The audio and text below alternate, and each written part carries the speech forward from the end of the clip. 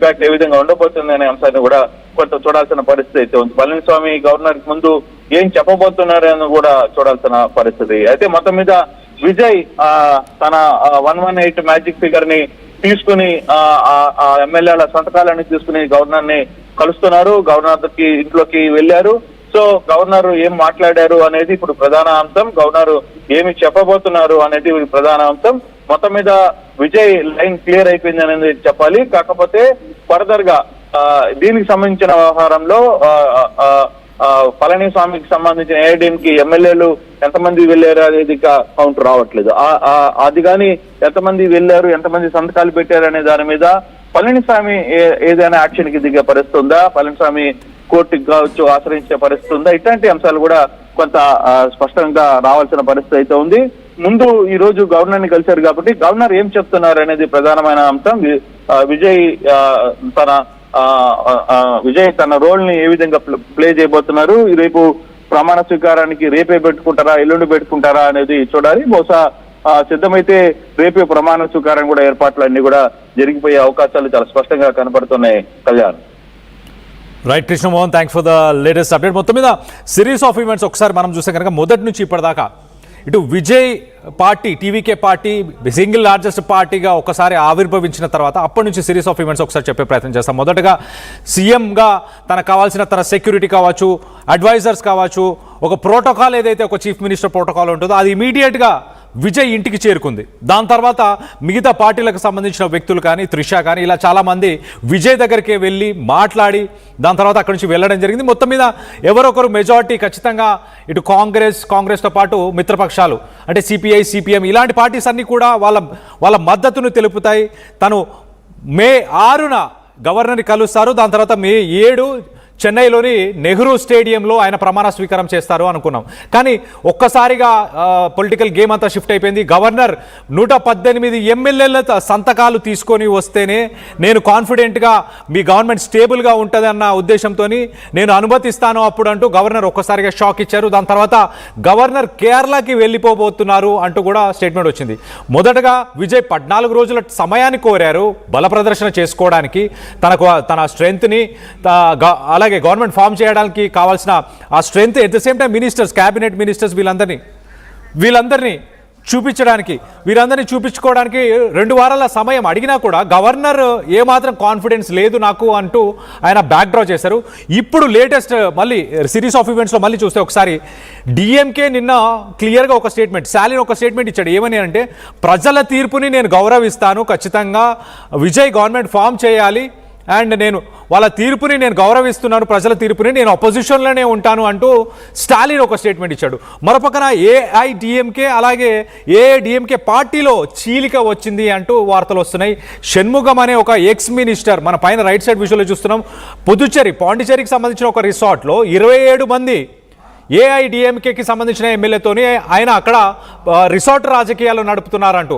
మరో పక్కన ఇవాళ విజయ్ గవర్నర్ని కలిసి 118 ఎమ్మెల్యేలకు సంబంధించిన సంతకాలు అలాగే మినిస్టర్స్కి సంబంధించిన వాళ్ళ పేర్లను కూడా, క్యాబినెట్ మినిస్టర్స్కి సంబంధించిన పేర్లను కూడా గవర్నర్కి 11 గంటల సమయంలో ఆయన సబ్మిట్ చేశారు.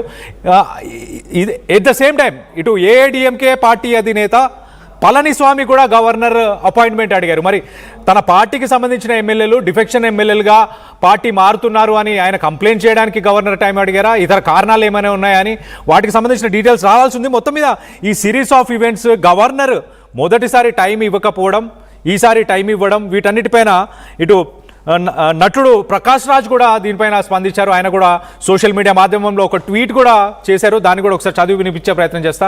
This governor's behaviour is disgusting, unacceptable and unconstitutional.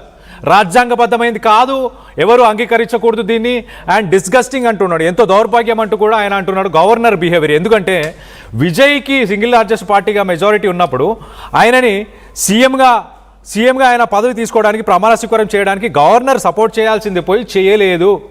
We may have differences, అంటే నాకు టీవీకే పార్టీకి కావచ్చు ఈ పార్టీలకు సంబంధించి నాకు వాళ్ళకి కొంత డిఫరెన్సెస్ ఉండొచ్చు, ఎథికల్గా మేము వాళ్ళ ఆలోచనలు వేరుగా ఉన్నా కూడా, but Vijay has got the mandate. ఆయనకి సింగిల్ లార్జెస్ట్ పార్టీగా మెజారిటీ ఉంది కదా విజయ్కి. He should be allowed to claim his right on the floor of the house.